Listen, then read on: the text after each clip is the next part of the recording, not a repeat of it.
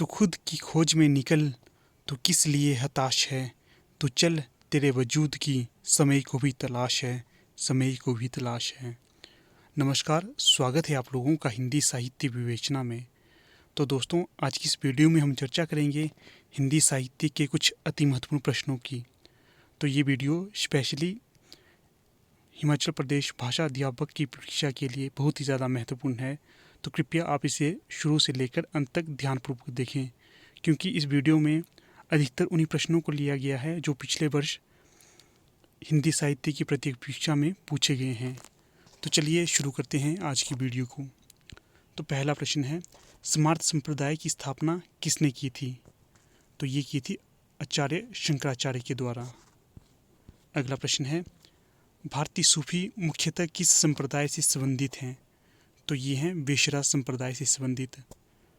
तो जो ये बेशरा संप्रदाय है, इसे आगे 5 प्रमुख भागों में बांटा जाता है, जो इस प्रकार से है।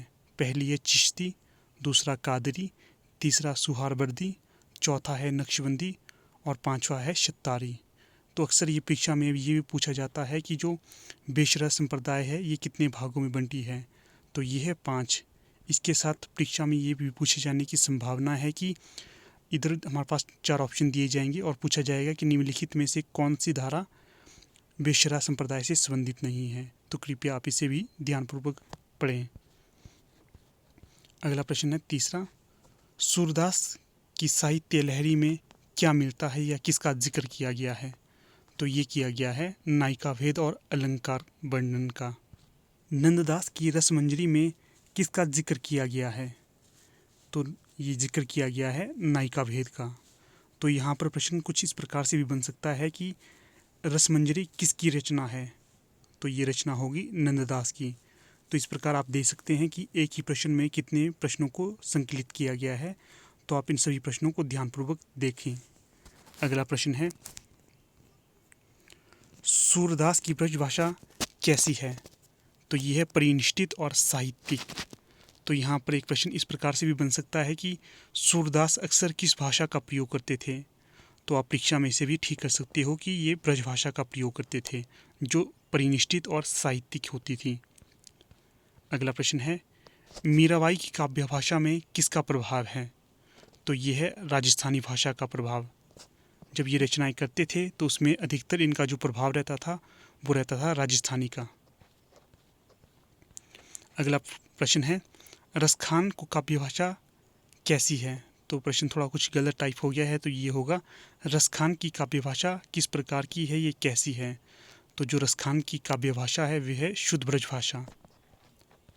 अगला प्रश्न है, कृष्ण भक्त कवियों ने किस शैली का प्रयोग किया है? तो जो कृष्ण भक्त कवि थे उन्होंने जो शैली प्रयोग की थी तो वह थी गीति शैली, क्योंकि ये अक्सर अपने भगवान या इष्ट की हमेशा कीर्तन करते रहते थे। इस प्रकार की जो शैली थी वे गीति शैली थी। अगला प्रश्न है, कवित और सेवय में कृष्ण भगवान का गुणगान किसने किया था? तो ये किया था रसखान ने।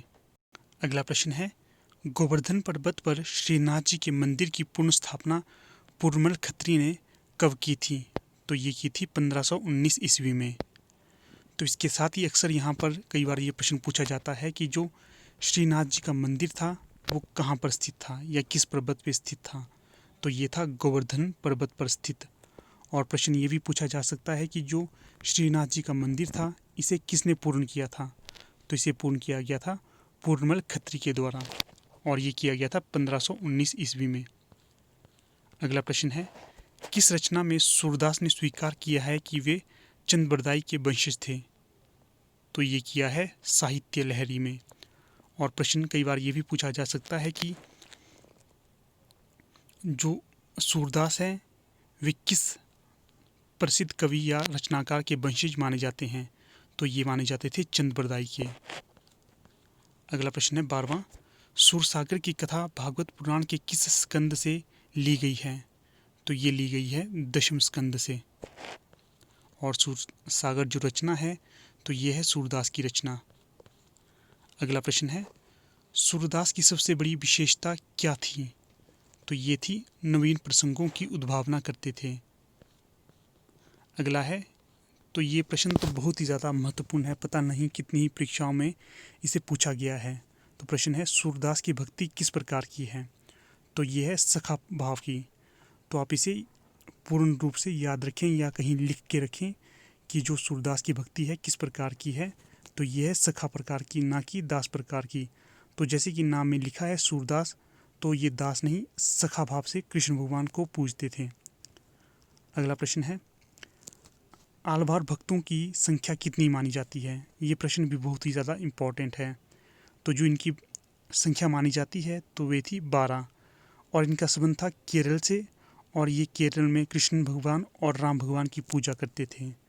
और जो आलवार भक्त थे ये थे 12, याद रखना इसे भी। अगला है, दक्षिण भारत के शैव भक्तों को किस नाम से जाना जाता है? तो ये जाना जाता है नयनार से। तो यहाँ पर कई बार ये पूछा जाता है कि जो नयनार थे ये किस भगवान की पूजा करते थे? तो ये करते थे शिव भगवान की पूजा।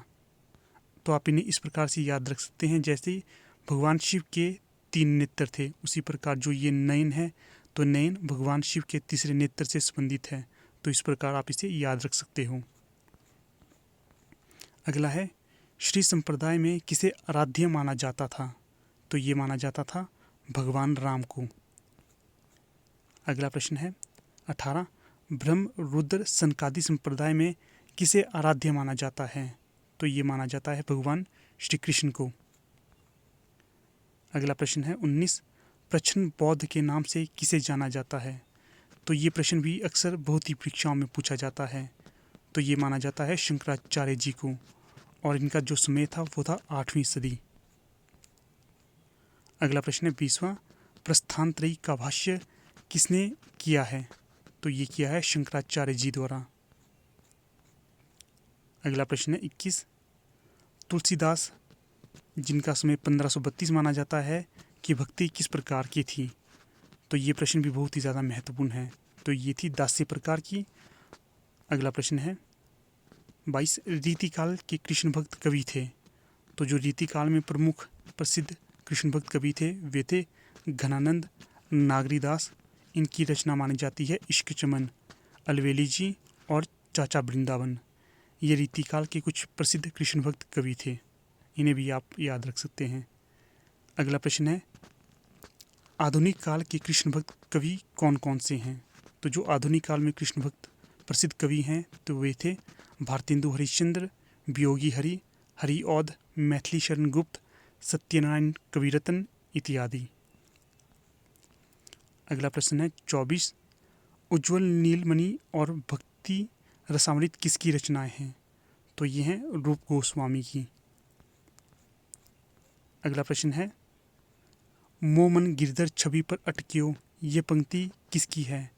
ये पंक्ति भी बहुत ही ज़्यादा महत्वपूर्ण है, अक्सर LT इत्यादि परीक्षाओं में ये पूछी ही जाती है। तो जो ये पंक्ति है मोमन गिरधर छवि पर अटकियो, ये पंक्ति है कृष्णदास की, और ये संबंध रखते हैं अष्टछाप सखाओं में। तो ठीक है, यहाँ पर हमारी वीडियो का समापन हो जाता है। अगर आप अभी तक हमारे टेलीग्राम ग्रुप से नहीं जुड़े हो तो आप हमारी टेलीग्राम ग्रुप से जुड़ सकते हो, जहाँ पर आपको न्यू अपडेट मिलते रहते हैं, साथ में ही महत्वपूर्ण PDF भी दी जाती है। तो ठीक है, यहाँ पर अपनी वीडियो का समापन कर लेते हैं। धन्यवाद।